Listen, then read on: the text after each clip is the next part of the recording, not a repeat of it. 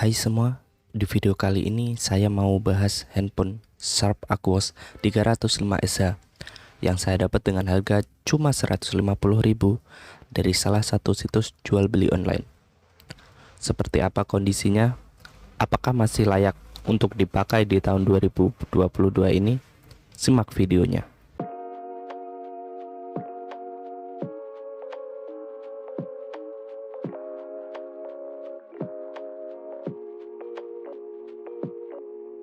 Jadi beberapa hari yang lalu saya dapat handphone ini dari salah satu toko di Shopee dengan harga cuma 149.000. Karena saya belum pernah coba handphone ini, langsung aja deh saya check out dan akhirnya sekarang ada di tangan saya. Kesan pertama pegang handphone ini, cakep sih bagian layarnya. Langsung ngerti kenapa handphone ini diberi nama Aquos Crystal.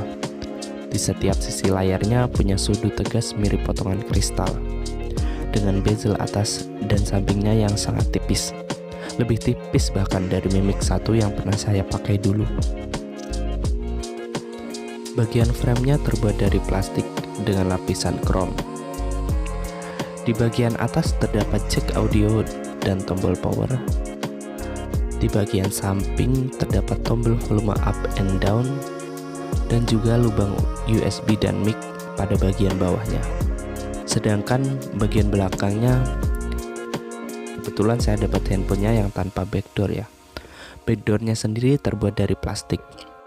Di belakang backdoor terdapat slot nano SIM dan slot micro SD. Sayangnya device yang saya dapat ini kebaikan sinyalnya, jadi hanya bisa digunakan WiFi only. Udah gitu aja. Untuk masalah desain bagian belakang ini sih yang saya kurang suka, terasa kurang ganteng gitu. Beralih ke bagian dapur pacu. Secara spek, handphone ini dibekali dengan chipset Snapdragon 400 dengan fabrikasi 28 nanometer. Prosesor low end jadul yang gak bisa diharapkan performanya. Terlebih kapasitas RAM yang cuma 1,5 GB dan internal yang hanya 8 GB. Jelas kurang mampu untuk menjalankan beberapa aplikasi bersamaan. Handphone ini berjalan di OS Android 4.4 KitKat dan sudah saya custom ROM ke ROM MIUI 7. Walau ya sama aja sih, basisnya tetap Android KitKat. Iya KitKat. Bahkan aplikasi basic seperti YouTube pun membutuhkan spesifikasi minimal Android 5. Jadi nggak banyak aplikasi kekinian yang bisa dijalankan handphone ini. Tapi tenang, ini Android. Banyak aplikasi alternatif untuk menggantikan aplikasi populer seperti GoTube, DailyTube untuk menggantikan YouTube, Instagram Lite, dan juga Facebook Lite untuk menggantikan Instagram dan Facebook. Kalau untuk masalah game, jelas HP ini udah nggak layak pakai. Tapi untuk game ringan jadul seperti Clash Royale, Clash of Clans, GTA San Andreas, dan juga PES 2012 masih mampu dijalankan. Walau kadang terasa sedikit lag dan bikin baterai jadi lebih boros. Wajar sih, untuk baterainya sendiri bisa bertahan 3-5 jaman. Penggunaan sosmed dan juga YouTube, dengan catatan WiFi only tentunya. Untuk penggunaan sosmed, suhu baterai terasa lumayan adem dibandingkan dengan Snapdragon 801 di Z1 Compact dan Mi 4 LTE saya. Untuk kamera sudah gak bisa diharapkan lagi. Kalian nilai sendiri aja deh. Berikut hasil fotonya.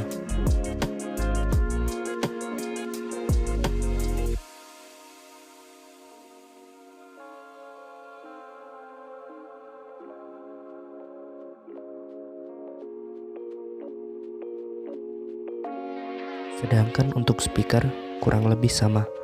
Suara yang dihasilkan speaker bawaannya terasa biasa aja. Detail kurang dibarengi dengan power yang loyo.